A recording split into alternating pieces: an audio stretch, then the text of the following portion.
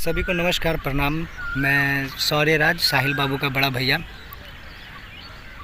हम 2 दिन से ये सोचने पे मजबूर हो गए हैं कि क्या साहिल बाबू को आप लोग नहीं जानते थे या भोजपुरी इंडस्ट्री नहीं जानता था साहिल बाबू को।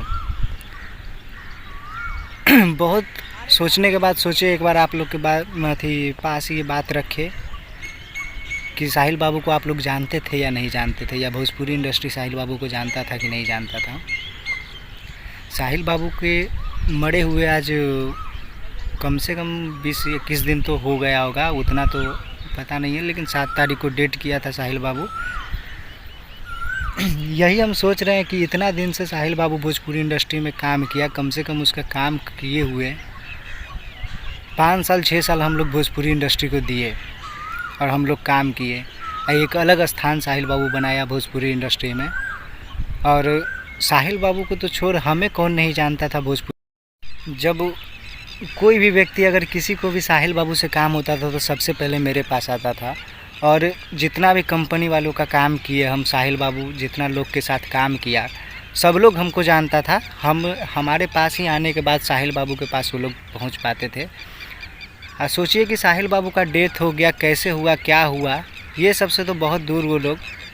लेकिन क्या बोले, भोजपुरी इंडस्ट्री का कुछ बड़े बड़े कलाकार क्या सभी कलाकारों को हम बोलना चाहते हैं कि सिर्फ वो अपना पब्लिसिटी के लिए कोई गर्म मुद्दा या कुछ भी, मतलब कोई भी चीज़ हो उस पर टीआरपी लेने के लिए सिर्फ लाइव आके बोलते हैं। और मतलब अगर साहिल बाबू के सपोर्ट पे भी कोई बड़ा स्टार अगर खड़ा हो जाता तब देखिए कितना स्टारों का भीड़ लगता साहिल बाबू के यहाँ।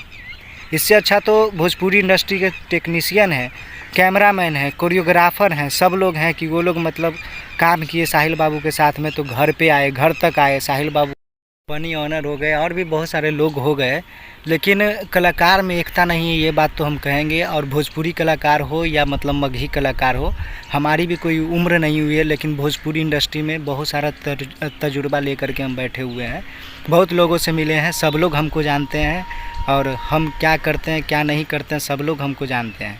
ठीक है, तो ज़्यादा हम बोलेंगे नहीं, बाकी आप लोगों को हम कंटिन्यू बताते रहेंगे। भोजपुरी इंडस्ट्री से हम धोखा खाए हैं, लेकिन और भी नए कलाकार को भ्रमित होने नहीं देंगे, हम गाइड करेंगे सबको, टेंशन मत लीजिए।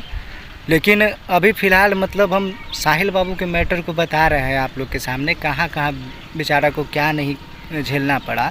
शरीर से तो वो मतलब बीमार पड़ ही गया, लेकिन मेंटली हरासमेंट भी उसका था। बताएंगे आगे, धीरे धीरे बने रहिए, वीडियो में कंटिन्यू बने रहिए।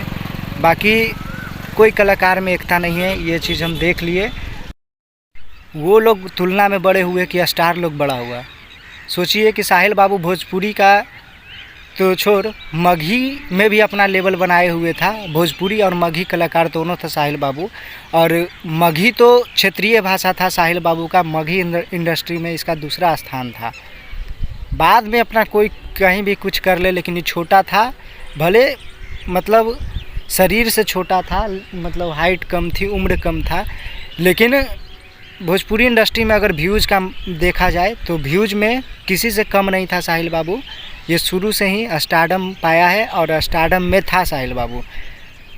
सोचिए, सब लोग अपने आप को बड़ा बड़ा कलाकार समझते हैं और साहिल बाबू के सपोर्ट में कोई खड़े नहीं हुए। चलिए कोई बात नहीं, खड़े नहीं हुआ, आज मेरे साथ हुआ, कल आपके साथ भी हो सकता है, ऐसा कुछ नहीं है। लेकिन आप लोग से अच्छा तो हम टेक्नीशियन को मानते हैं, कोरियोग्राफर को, कैमरामैन को मानते हैं, कुछ कंपनी और भी आगे हम बताएंगे। अभी के लिए इतना ही, बस कंटिन्यू बने रहिए इस चैनल पे। अब सब नए कलाकार को गाइड किया जाएगा, सारा मैटर आप लोग को हम बताएंगे, धीरे धीरे बताएंगे। अभी के लिए इतना ही, सभी को नमस्कार, प्रणाम।